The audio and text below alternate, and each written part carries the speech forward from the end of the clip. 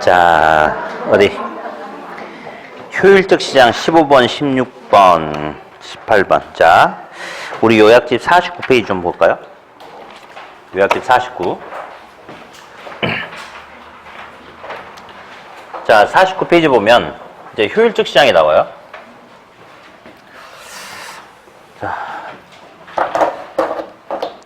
자, 칠판 보죠. 이제 새로운 정보가 지체 없이 즉각적으로 가치에 영향을 주는 시장을 효율적 시장이다. 그렇게 이야기를 해요. 평택에 뭐 또 들어선다고 저번에 뭐 한번 나왔죠. 그러니까 그런 정보에 의해서 평택의 부동산 가격이 바로 또 상승한다. 뭐 그런 개념처럼 어떤 새롭게 나타나는 정보가 지체 없이 즉각적으로 가치에 영향을 주는 시장을 효율적 시장이라고 하는데, 첫 번째 이제 효율적 시장의 유형을 가지고 이제 한번 따져볼게요. 강성 효율적 시장도 있고, 중강성, 그 다음에 약성 효율적 시장이다. 이렇게. 그러면 이제 과연 첫 번째는 어떤 정보가 반영이 되느냐. 약성 효율적 시장은 이미 지나가 버린 과거 정보만 반영되는 시장을 말하고, 중강성 시장은 현재의 정보가 바로바로 반영되는 시장을 중강성 시장이다. 현재의 정보를 알고 있다는 것은 어저께 정보도 다 알고 있다 이 말 아니겠어요? 그러니까 현재의 정보를 안다는 것은 과거 정보도 이미 알고 있다. 이렇게. 다음, 강성효율적 시장은 말이 안 되는 건데 과거, 현재, 미래 모든 정보를 다 알고 있다. 이런 개념. 다음, 이번에는 정상 이윤을 얻기 위해서는 어떤 정보를 통해서 어떤 분석이 이루어져야 되느냐 이거 보는데, 약성효율적 시장에서는 이 동네 사람들은 전부 다 과거를 알고 있어. 그러니까 이 동네에 있어 정상 이윤을 얻으려면 과거 정보를 분석하는 기술적 분석을 하면 정상 이윤을 얻을 수 있다라고 그렇게 이야기하고요. 다음, 중강성 시장은 이 동네 사람들은 전부 다 현재의 정보를 알고 있대요. 그래서 중강성 시장에서는 현재의 정보를 분석하는 기본적 분석을 하면 정상 이윤을 얻을 수 있다. 이 수도. 기본적 분석이라는 게 무슨 말이냐면요. 우리는 현재 살고 있는 사람들이에요. TV라든지 라디오, 스마트폰 검색을 하면 지금 현재 무슨 일이 어떻게 벌어지고 있는지 다 알 수 있지 않습니까? 그런 게 바로 기본적 분석이에요. 만약에 현재 이 사람이 저 구석에 처박혀 하고 하루 종일 그냥 여기 있었대. 그럼 저 사람은 현재 어떤 일이 발생하는지 그 정보를 알아보기 위한 노력조차 잘 안 했죠. 그럼 이 사람은 정상 이윤도 못 가져가는 거야. 그러니까 현재의 정보를 분석하는 기본적 분석은 현재 나타나고 있는 사건을 알기 위해서 자꾸 TV, 라디오, 검색을 통해서 뭔가 알려고 하는 거, 그걸 갖다가 이제 기본적 분석이다라고 해요. 다시 한번. 중강성 시장에서는 현재의 정보를 분석하는 기본적 분석으로 뭘 얻을 수 있다? 정상 이윤만 얻을 수 있다. 이건 중요하지 않아요. 강성효율적 시장은 과거, 현재, 미래 모든 정보가 다 알려져 있으니까 정상 이윤을 얻기 위한 노력을 하지 않아도 얻을 수 있다. 하나도 안 중요하고. 이번에는 초과 이윤을 얻기 위해서 어떤 노력, 정보 분석이 이루어져야 되느냐. 초과 이윤을 알려면 남들이 아는 거, 모르는 거. 그러면 약성 시장에서는 초과 이윤을 얻으려면 무슨 정보? 현재의 정보나 또는 미래의 정보를 분석해야지 초과 이윤을 얻을 수 있다. 이렇게 이야기하고요. 중강성 시장에서는 남들도 현재까지 알고 있죠? 그러면 여기서는 미래의 정보를 분석해야지 초과 이윤을 얻을 수 있다라고 그렇게 이야기를 해요. 그런데 강성효율적 시장은 모든 정보가 다 공개되어 있기 때문에 남들이 모르는 정보가 존재하지 않아요. 그러니까 절대 어떤 정보를 이용한다 하더라도 절대로 초과 이윤을 획득할 수 있다, 없다? 초과 이윤을 획득할 수 없다. 라고 이렇게 이야기를 하면 되겠습니다. 이렇게. 자, 그러면 어디? 약성효율적 시장에서는 과거 정보를 분석하는 기술적 분석으로는 정상 이윤을 초과한 초과 이윤을 획득할 수 없다. OX.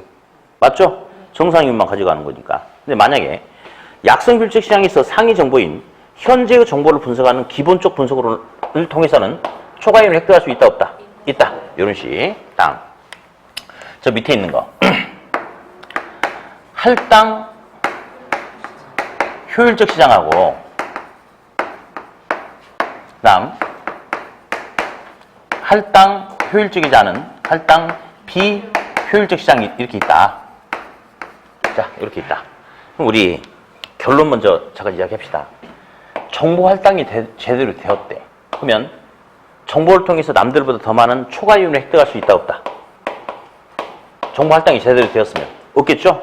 그럼 초과이윤이 나타나지 않는다는 것은 투기가 발생한다, 안 한다? 투기가 발생하지 않는다 이겁니다. 그래서 할당 효율적 시장은 투기가 발생한다, 안 한다? 투기가 발생하지 않는다. 다음, 할당 효율적이지 않은 시장. 할당 비효율적이래. 할당 효율적이지 않은 시장에서는 할당 효율적이지 않기 때문에 초과이윤 이런 게 발생할 수 있다, 없다? 있다. 이 초과이윤을 통해서 투기가 발생할 수 있다, 없다?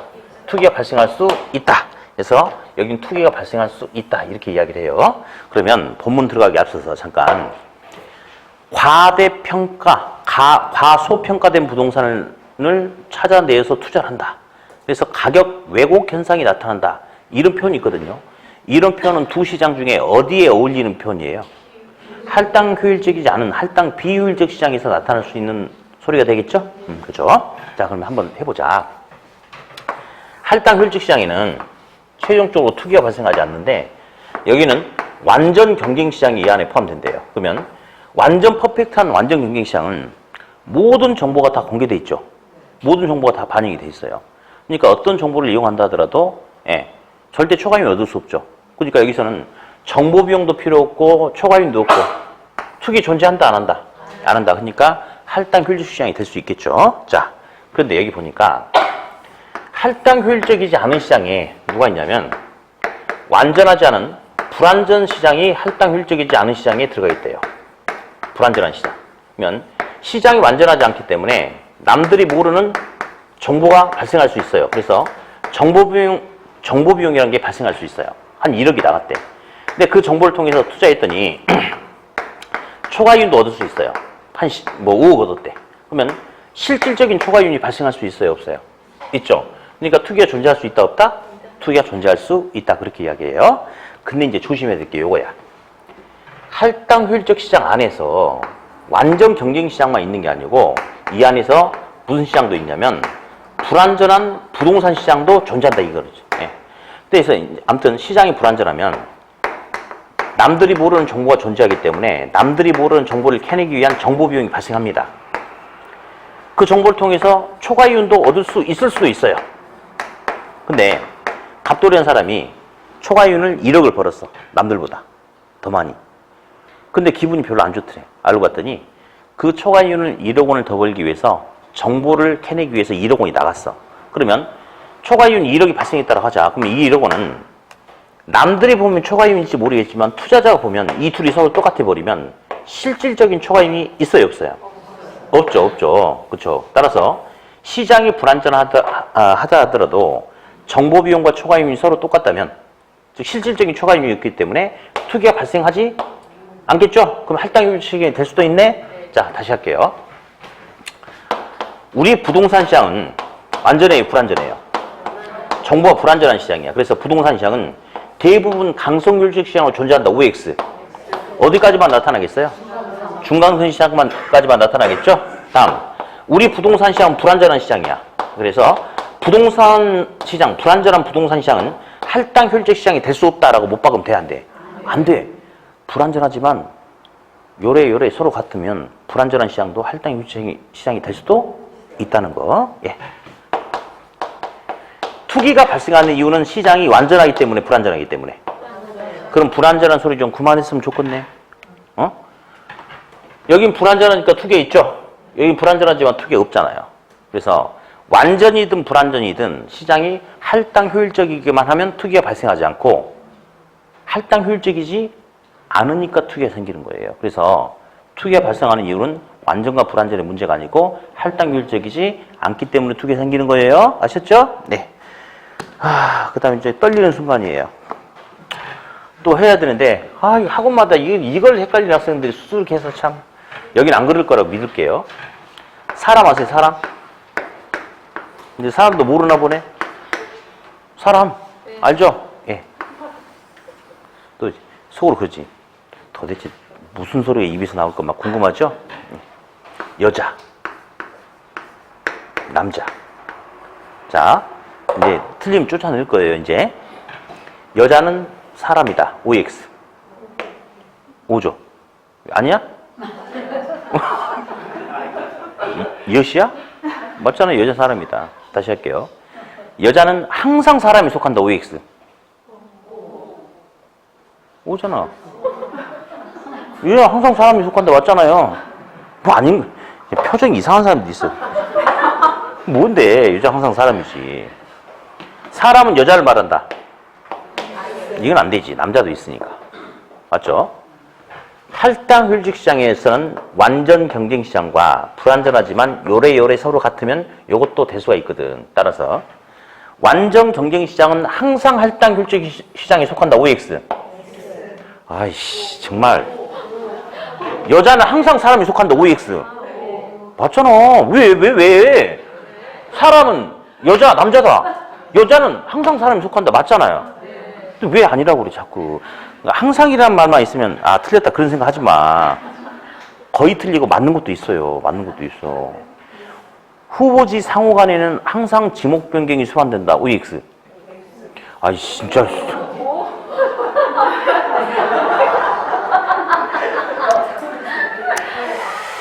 그래 오늘 우리가 빨간 날에 만나서 아까 처음에 우리 수업 시작할 때 기분 좋게 헤어지기로 했죠. 아까 약속 있잖아.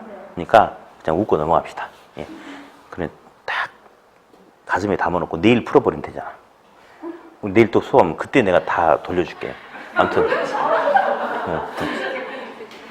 내 뒤끝 있는지 몰랐어요? 장난 아니지. 나처럼 뒤끝 시원한 사람 어딨나? 완전 경쟁시장은 항상 할당 효율적 시장에 속하는 거 맞지만 할당 효율적 시장은 완전 경쟁 시장을 말한다라고 단정하면 안 되겠죠? 여자는 항상 사람이 속하지만 사람을 여자다라고 못 박으면 안 된다. 그렇게 하면 되겠어요? 네. 자, 문제 풀어볼까요? 15, 16번, 15번. 부동산 시장의 정보 효율성과 관련된 설명으로 틀린 것은 1번. 새로운 정보가 공표되었을 때 지체 없이 즉각적으로 그 정보가 가치에 반영되는 시장을 효율적 시장이라 한다. 맞고요. 2번. A 지역이 투기 지역으로 지정될 것이라는 정보 소문이 알려지자 A 지역의 가격이 이렇게 돼서 침체되는 현상을 효율적 시장으로 설명할 수 있다. 1번과 2번은 똑같은 지문이에요. 똑같은 지문. 네. 3번. 약성효율적 시장은 현재나 미래의 정보는 아직 가치에 반영되지 않은 시장을 말하죠. 오로지 과거 정보만 반영되는 시장이죠. 네. 4번. 중강성 효율적 시장은 공표된 정보가 바로 현재의 정보고 공표되지 않은 정보는 언제의 정보일까요? 미래의 정보가 시장 가치에 이미 반영되어 있다. 맞아요? 틀려요? 틀렸죠. 예. 미래 정보는 반영되지 않았죠. 틀렸고 4번, 5번. 부동산 및 주식시장의 효율성의 정도는 중강성 효율적 시장의 특징을 보이는 것이 일반적이다. 어때요? 맞는 소리죠? 네. 답은 4번. 16번 틀린 거 1번, 2번. 1번 약성 효율적 시장에서는 과거 정보를 분석하면 정상을 초과하는 이윤을 획득할 수 없지요. 그렇죠? 2번이 똑같은 말이에요. 1번과 2번이. 그래서 약성효율적 시장에서는 과거 정보를 분석하는 기술적 분석으로는 초과 이윤을 획득할 수 없어요. 그렇죠? 근데 3번 약성효율적 시장에서는 상위 정보인 현재의 정보를 분석하는 기본적 분석을 실시하면 초과 이윤을 획득할 수 있다. 어때요? 맞죠? 네. 4번 중강성 효율적 시장에서는 공표된 정보를 분석하면 초과 이윤을 획득할 수 있다. 아니죠. 현재 정보통에서는 초과이윤을 획득할 수 없죠. 틀렸습니다. 5번. 중강성 효율적 시장에서는 공표되지 않은 정보, 즉 미래의 정보를 분석하면 초과이윤을 얻을 수 있다. 답은 4번이 틀렸네요. 17번. 틀린 것은 모두 몇 개냐? 기억.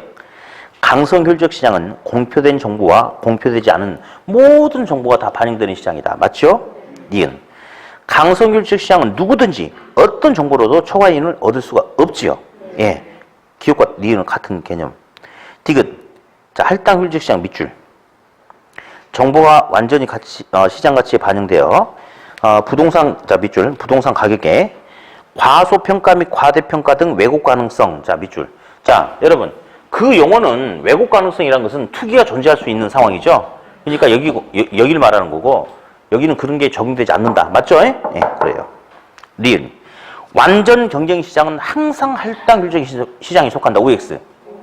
맞죠? 여자는 항상 사람이다. 이렇게. 네, 다 맞아요. 틀린 거 없고요. 자, 18번. 18번.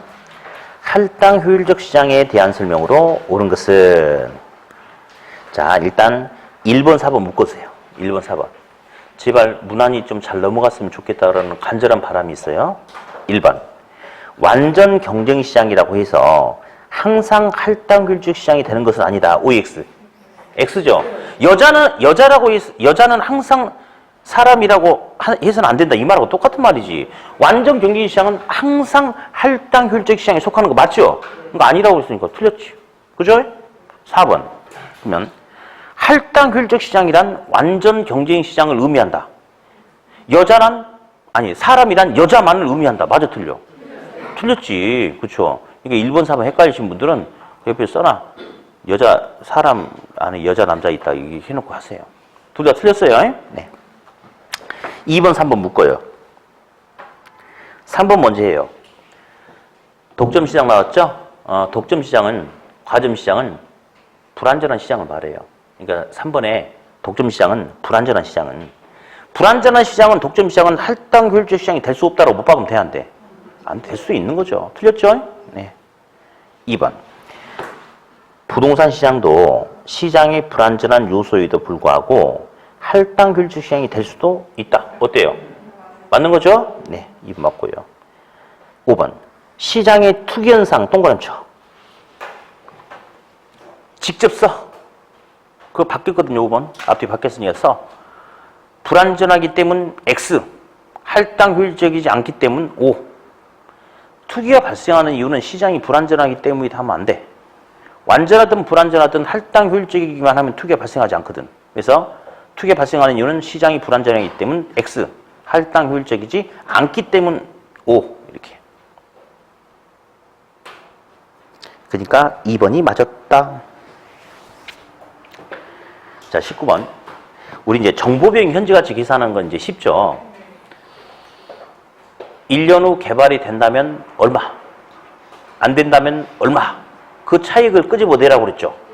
거기다가 개발 안 될 가능성은 이제 확실하게 찾아와야 되니까 곱하기 안 될 가능성. 할인. 하면 끝난다고 그랬죠? 그렇죠? 예. 어디? 개발된다면 1년 후 8억 8천. 안 된다면 6억 6천. 그 차익이 얼마? 2억 2천이죠? 예. 안 될 가능성 60%. 0.6을 곱하면 1억 3,200. 할인율 10% 나누기 1.1. 답 3번이죠? 과거 기출문제. 과거 기출문제는 이게 나왔어요. 1년 후 개발이 된다면 6천만 원. 될 가능성 40%. 개발 안 된다면 4천만 원. 안 될 가능성 60%. 할인율 20%. 개발 비용 현재 가치 얼마냐? 된다 안 된다 차익 2천만 원이죠? 곱하기 안 될 가능성 60%. 0.6 하면 2천만 원 곱하기 0.6 1200이죠? 할인율 20% 나누기 1.2 하면 1000만 원? 예. 그냥 웃으면서 풀어줘야지. 웃으면서. 네. 자, 답은 이제 19번에 3번이고요. 다음 20번 이제 지대이론. 지대이론도 꼬박꼬박 시험에 나오죠. 요약집 52페이지.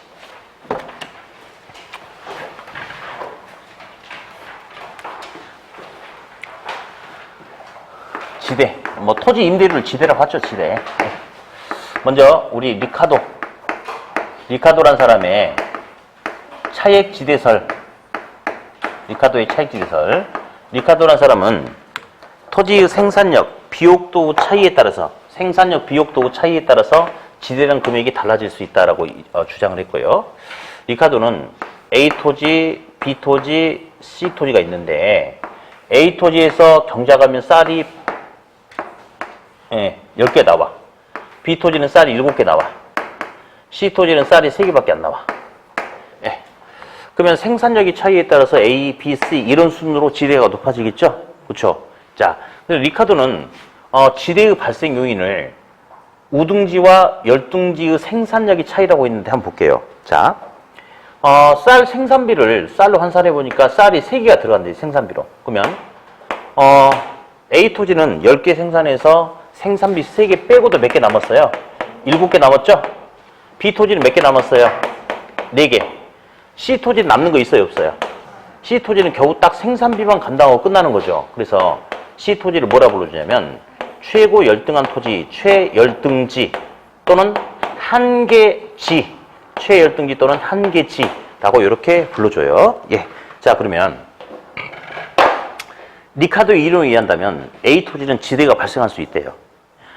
토지용은 적자만 안 보면 토지용 하는 거거든요. 그러면 A 토지 같은 경우는 임차인이 생각을 해보는 거지. 내가 A 토지를 빌려서 농사를 지으면 쌀을 10개를 생산할 수 있는데 기본 생산비 3개가 빠져나가면 7개가 남는다.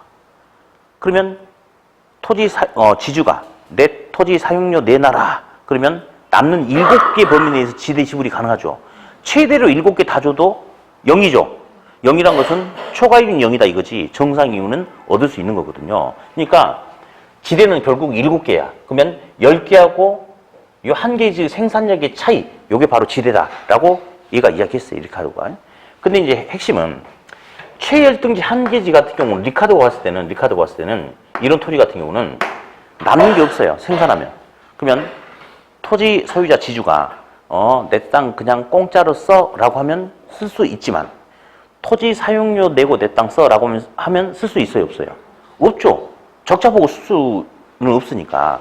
그러면 이 최열등기는 리카르도가 보면 지대라는 게 발생할 수 없는데 현실은 최열등기에서도 지대가 발생하더란 말이죠. 현실적으로는 하더란 말이에요, 이렇게. 그래서 핵심이 아시죠? 리카르도는 한 개지에서 지대가 발생하는 이유를 설명했다 못했다. 오로지 임차자 관점에서만 접근하니까 설명하지 못했고, 훗날 두 번째 마르크스의 무슨 이론? 절대지대설 있죠? 마르크스의 절대지대설. 마르크스라는 사람은 지대란 것은 절대적으로 생길 수밖에 없다. 왜냐? 토지는 개인이 사유할 수 있는 물건이에요. 그러면 그 토지 사유하에 따른 지주가 내 땅 쓰고 싶으면 돈 내라. 돈 낼 능력 없으면 쓰지 마라. 그래서 한 개지 그보다 못한 토지를 하더라도 지주가 요구하면 지대는 절대적으로 발생할 수밖에 없다 이거죠. 그래서 리카르도는 한 개지에서 지대가 발생하는 이유를 설명하지 못했는데 마르크스는 한 개지에서 지대가 발생하는 이유를 설명했다 못했다? 했다. 이게 일단 핵심. 다음 세 번째 이제 오른쪽 페이지 잠깐 보니까 요약지 53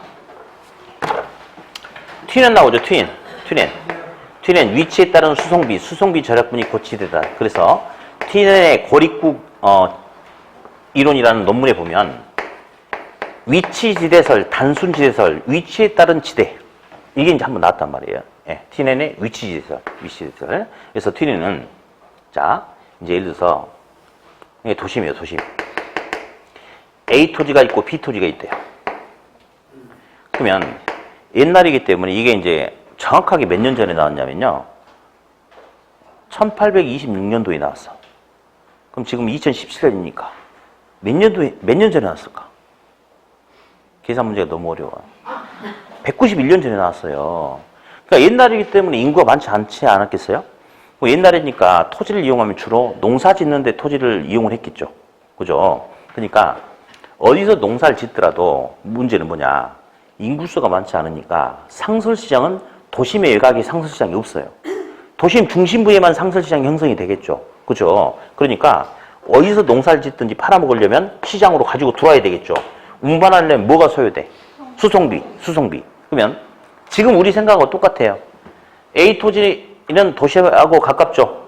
그 운송비가 많이 들어가, 조금 들어가. B 토지는 많이 들어가죠? 그러면 이렇게 했어요. 농사 지으면 생산물 가격이 나오는데 가격.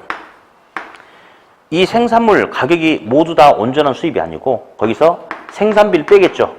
그리고 또 빼야 된대. 팔아먹으려면 운송비, 수송비를 빼야 된대.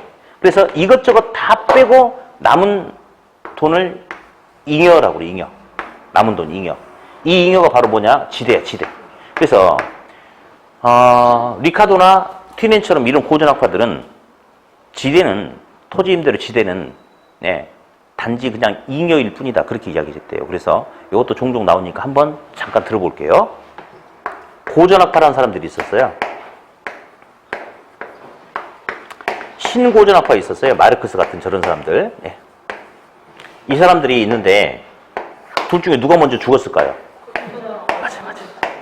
딩동댕 아주 좋았어요. 오늘 처음으로 칭찬해 주는 거예요. 신고전학파는 지금 우리 생각하고 똑같아요. 우리 보면요. 토지 가격이 생산활동에서 차지한 비중이 엄청나요. 아파트 분양가, 땅값 싼 데는 아파트 분양값도 싸요. 땅값 비싼 도심은 아파트 분양가도 겁나 비싸요. 그렇죠? 그러면 결국 신고전환권은 토지는 생산물 가격에 절대적인 영향을 주는 생산 비용으로 인식을 했거든요. 근데 옛날에는 인구수가 이렇게 많지 않아요. 옛날에는 뭐 평당 몇 억짜리 토지는 말도 안 되는 거예요. 옛날에는. 근데 지금은 그렇지만 아무튼 옛날에 인구가 적었죠. 그러니까 널리고 널린 게 토지예요. 토지에 대한 가치인식 자체를 할 수가 없는 상황이었거든요.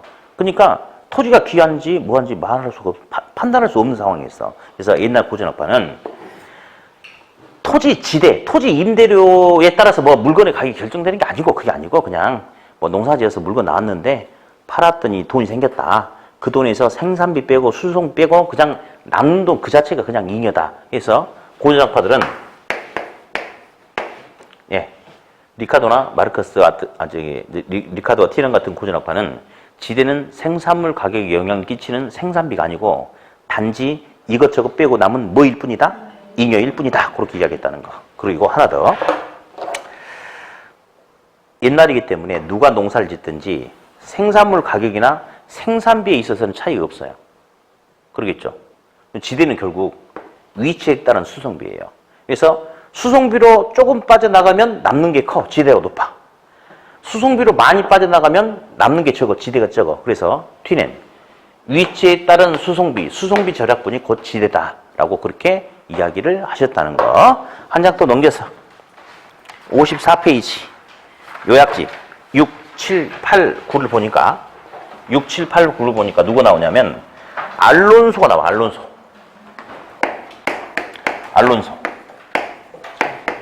알론소에 입찰 지대 이론이 나와요. 당연히 입찰 붙이면 낙찰되겠죠? 누구한테 낙찰돼요? 최고 지불 능력이 있는 놈에게 낙찰되지 않겠습니까? 그러면 볼래요? 10개 생산돼서 생산비 빼면 남는 게 7개야. 그러면 이런 A 토지를 차지하기 위해서 최대로 지불해버리면 토지 임대료로 몇 개까지 지불할 수 있어요? 7개죠? 그렇죠? 그럼 최대로 지불해버린다는 것은 손해만 안 본다면 된다 이거지. 그러면 최대로 지불해버리면 초과이윤이 존재해 안 해? 초과이윤이 소멸되고 딱 뭐만 얻을 수 있다? 정상이윤만 얻을 수 있다. 이런 걸 말한다는 거. 그림 좀 또 그릴 거예요. 이게 도심이야, 도심. 도시 매각. 상업지 같은 경우는 비싼 임대료를 지불한다 하더라도 도심지 인근에 가까이 이렇게 있으려고 하지 않겠습니까? 이게 상업용 부동산의 한계지대 곡선이고, 주거용 같은 경우는 뭐 이렇게 직장은 도심에 있지만 출퇴근만 용이하다면 도심에서 좀 멀리 외곽으로 나갈 수도 있겠죠? 주거용. 공업용 같은 경우는 더더욱이 도심 외곽으로 더 멀리 나갈 수 있겠죠. 공업용은. 괜히 도심 같은 경우는 규제도 심하고 인건비도 비싸고 땅값도 비싸고 임대료도 비싸니까 더 멀리 외곽으로 나갈 수 있겠죠. 어디 첫 번째, 주상공 중에 도심을 기준으로 한계의 범위가 도심에 가장 가까이 있는 것은 누구? 상업용. 그 다음 주거용, 공업용. 자, 입찰 붙여볼게요. 여기가 도심으로부터 4km 떨어진 지점이야. 입찰 붙입니다. 공업용, 주거용, 상업용. 어떤 용도가 지불 능력이 제일 크죠? 상업용. 그러니까 도심에서 4km까지는 주로 어떤 용으로 이용돼? 최대 지불 능력이 있는 상업용으로 이용되겠죠? 직장이 있겠죠, 직장이. 다음. 여기가 10km 지점이라고 할게.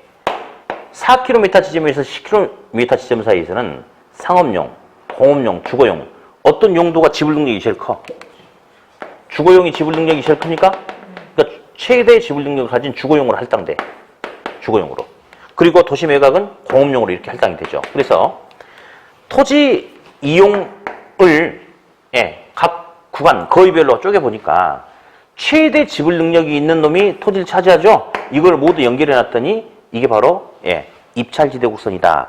도심 외곽을 향해서 그러니까 도심 원점을 향해서 이렇게 볼록하고 점점 외곽으로 갈수록 지대가 낮아지는 우하향하는 이런 곡선이 나타나게 된다. 그렇게 이야기돼요.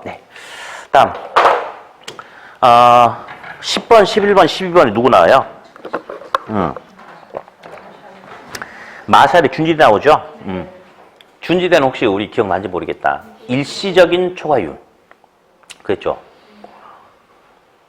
사람들이 가지고 있지 않은 기계나 도구를 통해서 나타나는 일시적인 초과이윤이 준지대다. 그렇게 이야기를 했죠? 네. 자, 어디? 20번, 21번, 23번. 20번. 농업지대 이론에 대한 설명으로 틀린 것은 1번. 리카르도에 따르면 지대는 농토, 농업용 토지의 비옥도의 차이에 따른 농작물의 수확량의 차이에서 발생한다. 맞습니까? 2번. 2번은 그냥 별로 신경 쓰지 말고 하세요. 차액지대설은 비옥한 토지의 제한, 수학 체감 법칙의 작동을 지대 발생 원인으로 보았다. 전에 설명했는데 오답 나오는 거 아니니까 넘어가고요. 3번. 리카르도에 의하면 해당 토지의 지대는 해당 토지의 생산성과 한계지와의 생산성의 차이에서 비롯된다. 맞고 4번, 5번 묶어놓으세요. 4번. 절대지대설에 따르면 한계지의 지주는 지대를 요구할 수 있다라고 그렇게 나와야 돼요. 근데 차익지대설이라고 잘못 나왔어요. 4번. 그렇죠? 네, 틀렸고. 5번. 리카르도의 차익지대설에 따르면 한계지를 다른 말로 뭐라고 한다 그랬지? 최열등지 한계지에서는 리카르도의 이론에 의하면 지대는 발생할 수 없죠? 그렇죠? 리카르도 이론에 의한다면 맞고. 21번. 농업지대 이론에 관한 설명으로 옳은 것은 1번. 차액지대설이나 TNN의 위치지대설의 이런 고전학파에 따르면 지대는 생산비가 아니고 경제적 잉여일 뿐이다. 맞죠? 그죠? 맞고요. 2번, 3번. 리카르도 등에 의한 고전학파는 지대는 생산물 가격의 구성 요소가 될 수 있다? 안 되죠. 3번. 지대는 생산비다? 아니라고 그랬잖아요. 그러니까 2번, 3번은 고전학파가 아니고 신고전학파 이론이에요. 틀렸어요. 4번, 5번 또 묶어놓으실래요? 4번, 5번. 4번. 차액지대설은 지대 발생 원인을 토지의 사유화로 봤다? 얘는 뭡니까? 절대지대설이죠? 5번. 마르크스의 절대지대설은 최열등지에서 발생하는 지대를 설명할 수 없다? 설명할 수 있죠? 둘이 바뀌었다는 거. 답은 몇 번? 1번. 23번. 일단 23번 답 먼저 체크해봐요. 미래 독점지대설 밑줄. 그 미래한 사람이 독점지대설을 말했는데 시험에 용어만 나오고 안 나왔어요. 세부 내용은. 그러니까 용어도 어떻게 나왔냐면 마샬의 준지대잖아요. 근데 그냥 마샬의 파레토지대 이렇게 나가지고 오답이 난 거고 그냥 흘려들어. 예. 자, 그냥 한번 읽어봅시다. 다른 토지가 생산하지 못하는 최상품을 생산하는 토지에 대해서 토지 소유자는 독점적인 초과 이윤의 지대를 요구한다. 따라서 이런 지대의 본질적인 가치는 뭐 어쩌고저쩌고 뭐 이기는 겁니다. 예를 들어서 요 일대는 토지가 좀 척박해. 그래가지고 감자를 심어도 조금밖에 안 자라거든요. 근데 이쪽에 토지 한 2만 평 정도 되는 토지가 있는데 이 토지만 새빨간 황토으로 구성된 토지야. 뭐 심으면 아주 너무너무 작물이 잘 커. 그러면 이런 토지는 흔해 빠진 게 아니고 제한돼 있죠. 그렇죠? 그러면 이런 아주 생산성이 높은 이런 제한된 토지를 독점적으로 보유함에 따라서 보다 더 특별한 어떤 이익이 생길 수 있지 않을까요? 뭐 다른 토지 임대료가 뭐 100원이면 얘는 뭐 200원, 300원 받을 수도 있겠네? 뭐 그런 개념을 말해요. 그래서 그냥 놔두시고 넘어가면 됩니다. 24번. TNN의 위치지대에 대한 설명으로 틀린 것은 1번. 위치에 따라 달라지는 위치지대 개념을 통해서 수송비를 매개로 농업지대의 형성 과정을 설명하려고 하는 이론이다. 맞고요. 2번. TNN의 위치지대설은 리카르도의 이론의 위치 개념을 접목시킨 이론이다. 됐는데 뭐 크게 중요하지는 않습니다. 리카르도의 어떤 이론을 갖다가 TNN이 요 개념에다가 위치 개념을 도입해가지고 또 발전시킨 이론인데 됐고요. 3번. TNN에 따르면 비옥도가 동일하더라도 위치에 따라서 지대의 차이가 발생할 수 있다. 위치에 따른 지대, 수송비 이런 것들 맞고요. 4번. TNN은 지대의 형성 과정에서 수송비보다는 상품의 판매의 중요성을 강조했다. 아니죠. TNN은 뭘 강조했습니까? 수송비를 강조했죠. 틀렸죠. 5번. TNN에 따르면 중심지에 가까운 토지일수록 수송비는 감소되며 적게 들어가겠죠, 당연히. 지대는 높아지겠죠? 그렇죠? 네. 26권 한번 계산 문제 나왔거든요. 근데 또 나올 만한 성격은 좀 아닌 것 같은데, 그래서 이제 한번 보자. 그 다음 표는 각 생산 상품별 1000제곱미터당 연간 산출물의 시장 가격, 생산 비용, 교통 비용을 나타낸다. 상품 후 생산지와 소비되는 도시까지 거리가 20km 체크, 20km인 지점에서 이윤을 얻을 수 있는 상품이 뭐냐? 그럼 한번 해볼까요? 쌀 먼저 해볼까요? 쌀 생산하면 150 벌어요, 생산물 가격. 생산비 70배니까 80 남아있잖아요, 80. 근데 거리가 20km인데 쌀은 키로당 5가 들어간대. 그럼 20km 곱하기 5 하니까 수송비로 100이 빠져나가는 거죠? 그럼 80에서 100을 빼면 적자잖아. 이용해, 안 해? 그거 물어봐, 그거. 그러면 어디? 배추 하나만 그냥 봐요. 배추 생산하면 600이죠. 생산비용 510이죠. 빼니까 90 남았습니다. 근데 거리가 20km인데 키로당 교통비 3이죠. 20km 곱하기 3은 얼마? 60. 그러면 90에서 60 빼니까 30 남았죠? 그러면 남는 게 있어요? 이용할 수 있어요? 없어요? 그러니까 배추 농사를 짓는다 그건데 그냥 그런 거구나라고 방법만 알아두세요. 푸는 방법만. 답은 그냥 4번이에요. 27번. 자, 입찰 지대 이론에 관한 설명 중 틀린 것은 예. 어디? 1번. 알론소의 입찰지대 이론은 TNN의 농업지대 이론을 도시에 응용한 이론이다. 이것도 맞는 소리인데요. 그냥 넘어가도 돼요. 안 중요하고요. 2번, 4번 묶으세요. 2번. 입찰지대란 단위 면적의 토지에 대해서 이용자가 지불하고자 하는 최대 금액을 말하는데 어때요? 맞죠? 예. 4번. 입찰지대는 토지 이용자에게 최대 지불 용역이다. 지금 2번과 4번이 똑같은 지문이죠? 맞고. 3번. 입찰지대는 기업주 정상이윤과 투입 생산비를 지불하고 나면 잉여. 그걸 말한다. 이 주목. 입찰지대. 생산력과 생산비 빼고 남은 잉여. 이게 바로 입찰지대다. 요거 아까 해봤죠? 5번. 2번이나 4번처럼 입찰이라는 것은 최대로 금액을 지불해버렸기 때문에 남는 게 없어야 돼. 그래서 5번 보니까 입찰지대는 토지 이용자의자 밑줄, 초과 이윤이 극대화 밑줄. 여러분, 초과 이윤이 극대화야? 최대로 줘버렸는데? 아니죠. 초과 이윤이 소멸되고 정상 이윤만 가져갈 수 있는 수준의 지대를 입찰지대라고 합니다. 왜? 남는 거 최대로 다 줘버렸으니까. 5번 틀렸죠? 자, 29번은요. 4번, 5번 완전 삭제시키세요. 13년 전에 나오고 안 나왔어요. 29번에 4번, 5번 삭제시켜버리세요. 보지 마요. 예. 모의고사 나와도 틀려도 괜찮으니까 냅둬요. 지워요. 29번 틀린 거. 입찰지대 곡선은 원점을 향해서 볼로 간 우상향하는 곡선이다? 우하향하는 곡선이다. 틀렸죠? 예. 2번. 도심 토지에서 주거용, 상업용, 공업용 토지가 입지 경쟁을 벌이면 도심 안쪽에는 상업 용역이 할당된다. 맞죠? 왜? 여기 주목. 상업용이 지불 능력이 제일 컸잖아. 그러니까 상업용이 할당되는 거 맞죠? 자, 우리 입찰 지대 모형으로 직주 분리 현상을 설명할 수 있다. 이런 이론이 시험에 나와요. 도심은 지대 지불 능력이 가장 높은 상업용이 할당이 되죠. 그러니까 직장이 도심에 있죠. 주거지는 상대적으로 지불 능력이 낮죠. 그러니까 외곽으로 나가지 않습니까? 그래서 직주 분리 현상이 나타날 수 있다. 설명할 수 있다. 맞습니까? 3번? 그렇죠. 답은 1번이다. 이렇게 넘기세요. 30번. 마샤르 준지대에 관한 설명으로 틀린 것은 이렇게 나왔죠. 예. 이거 다른 거 필요 없어요. 직접 써봐. 준지대에다가 일시적인 초과이윤 직접 써요.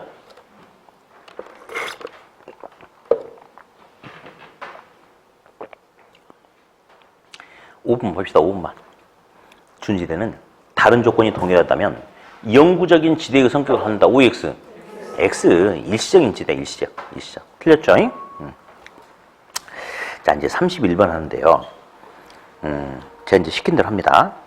5번 지문만 여기 박스 쳐놔. 5번 지문만. 네, 박스 쳐놓고 나머지 안 보이게 삭제, 안 보이게. 1, 2, 3, 4 안 보이게 삭제. 했어요? 문제 보니까 파레토 경제지대에 나왔죠. 경제지대. 파레토 경제지대에 동그라미 쳐놓고 그냥 초과이윤 써. 초과이윤. 그냥 써봐.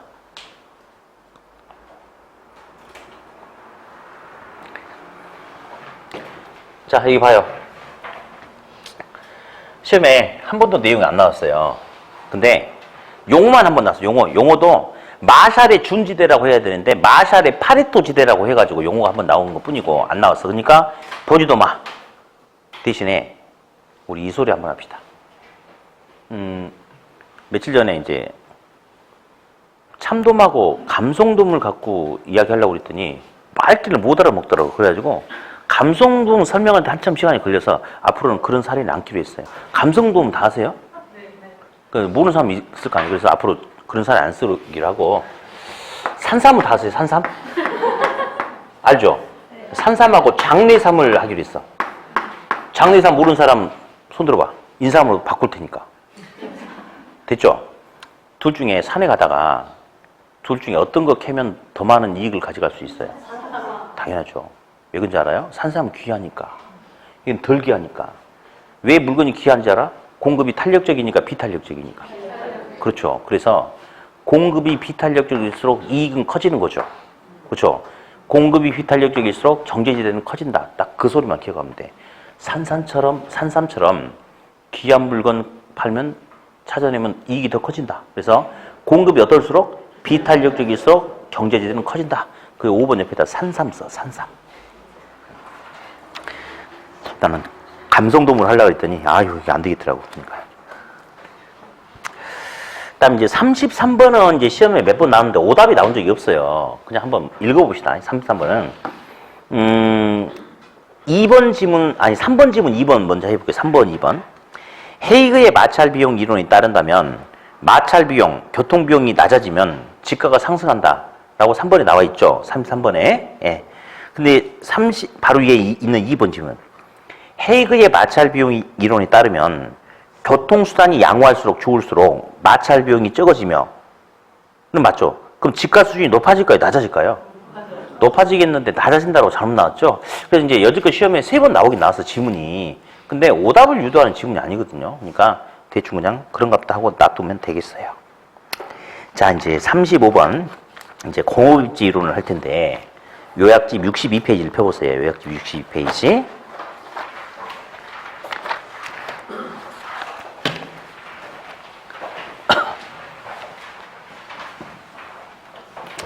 자, 이제 공업입지 할 거예요. 공업입지.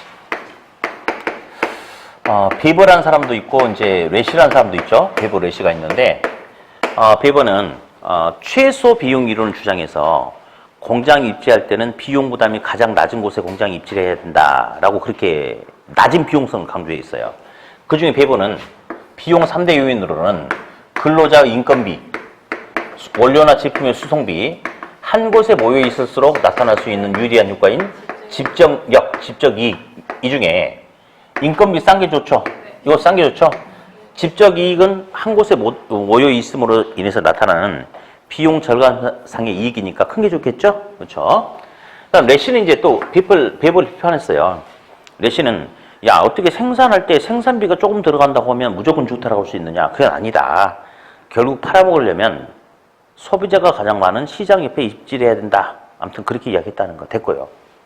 우리 시험은 베버가 중요하죠. 베버의 이론도 지금으로부터 나온 지가 거의 한 110년 정도 됐어요. 그러면 옛날에는 인건비 이런 게 중요한 게 아니고 교통이 발달하지 않았으니까 뭐가 차지하는 비중이 컸겠어요? 수송비가 차지하는 비중이 컸겠죠? 그렇죠? 네. 그러면 원료 생산지가 있고요. 소비자가 있는 시장이 있습니다. 공장이 원료 생산지 인근에 공장이 입지하는 것을 원료 지향형 입지라고 그래요. 무슨 지향형? 원료 지향형 입지. 소비자가 있는 시장 인근에 공장이 입지하는 것을 시장 지향형 입지다라고 이렇게 이야기를 한단 말이에요. 우리 책에 보니까 이렇게 비교표가 있죠. 동그라미 1, 2, 3번 나와 있죠. 일단 시험은 동그라미 1, 2, 3번까지만 시험에 나왔어요.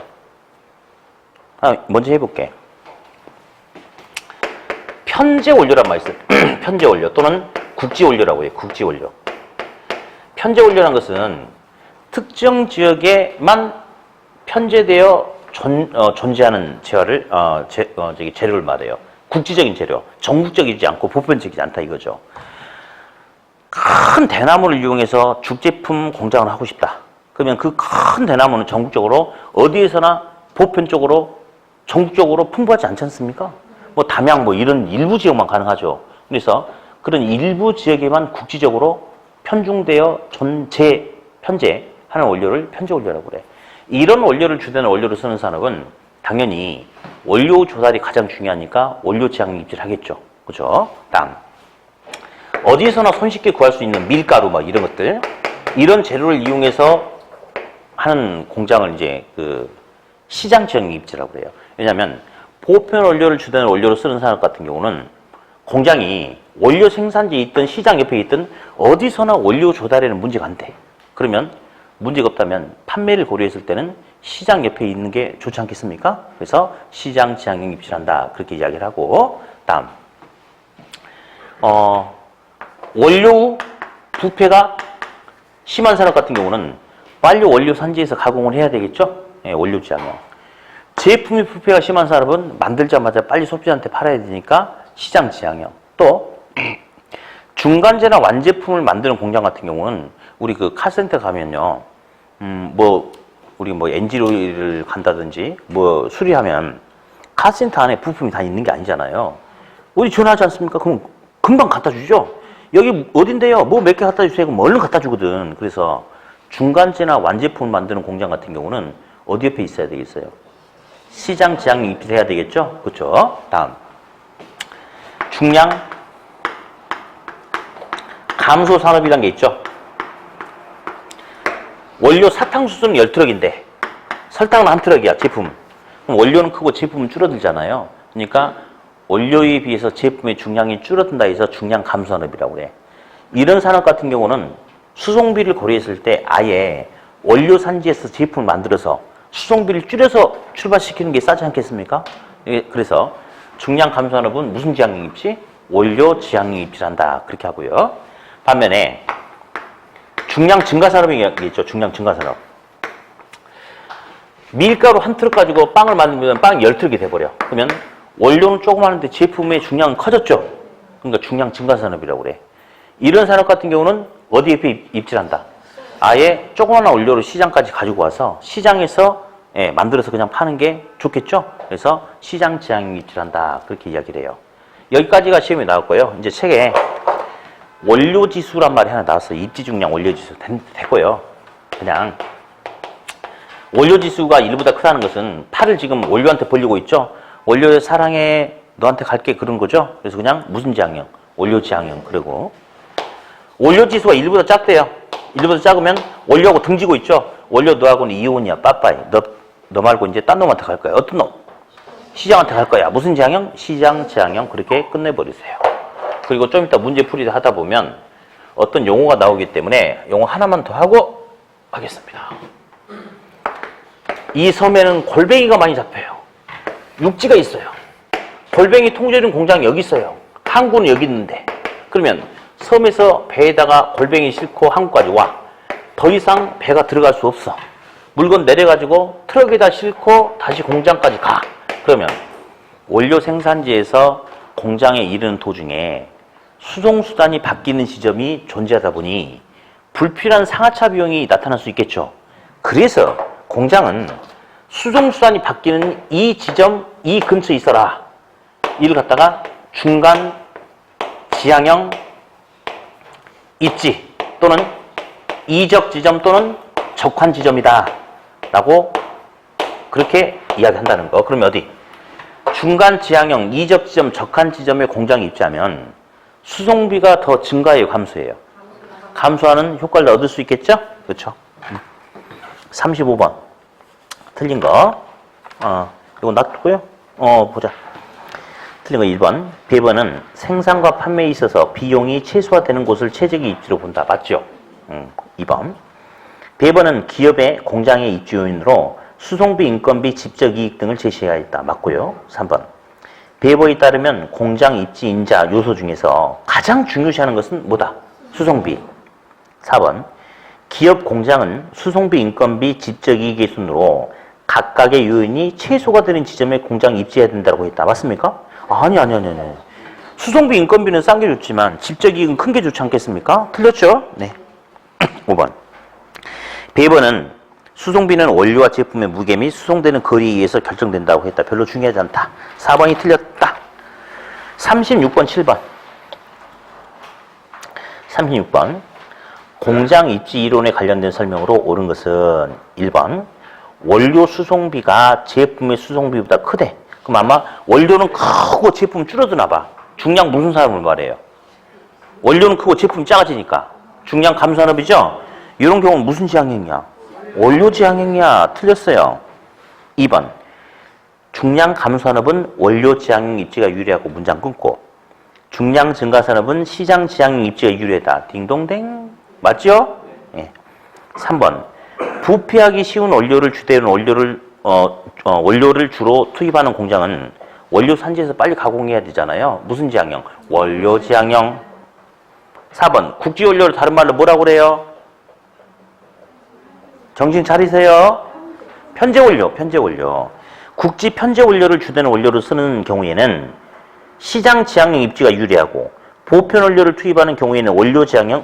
둘이 바뀌었네. 4번 지문은 앞뒤가 바뀌었네요. 예, 보편 원료, 편제 원료 바뀌었어요. 5번. 원료 지수가 1보다 크거나 입지 중량이 2보다 크면 원료 옆으로 다가가려고 한다고 그랬죠? 무슨 지향형? 원료 지향형. 틀렸다. 답은 2번. 자, 이제 37번. 공장 입지 선정과 관련된 설명으로 틀린 것은 1번. 노동 집약적이고 미숙련공을 많이 사용하는 공장은 노동 지향형 입지가 유리하다. 딱 한 번 나왔던 건데요. 그래요. 물론 수송비가 중요하지만 경우에 따라서 생산에 있어서 인건비가 차지하는 비중이 큰 산업이 있을 수도 있지 않을까요? 그런 산업 같은 경우는 노동력이 풍부한 노동 지향형 입지를 한다. 맞고요. 2번. 운송비 비중이 적고 기술 연관성이 높은 경우에는 한 곳에 모여 입지할수록 어떤 정보 공유도 또 어떤 원료라든지 시설을 공동으로 이용함에 따라서 발생하는 모일적, 집적 이익이 입지하는 것이 유리하다, 불리하다? 유리하겠죠. 2번 틀렸네. 3번. 화물의 운송 수단이 바뀌는 무슨 지점? 적한 지점. 중간 지향형 입지, 이적 지점. 똑같은 말. 이런 지점에 공장이 입지하면 수단이 바뀜에 따라 나타나는 비용을 절감할 수 있겠죠? 운송비 절감 효과가 크다. 맞네요? 4번. 배번은 공급자 관점에서 최소 비용 이론. 래시는 판매 수요 관점에서 최적의 공장 입지를 설명했다. 예. 사실은 태클 걸고 싶은 게 있는데, 전혀, 이 파트에서는 중요하지 않기 때문에 그냥 태클 안 걸고 넘어가랍니다. 아무튼 그래, 됐고요. 5번. 래시의 최적의 공장 입지는 수요 측면에서 최대 수요 이론, 소비자가 가장 많은 곳에, 즉 시장의 확대 가능성이 가장 풍부한 시장 근처에 공장이 소비자가 많은 시장 근처에 입지해라 라고 했다는 거. 근데 우리 시험은 베이버하고 래시하고 누가 더 중요하죠? 베이버 그래요. 자, 잠깐 휴식했다가 상권 이론 하죠.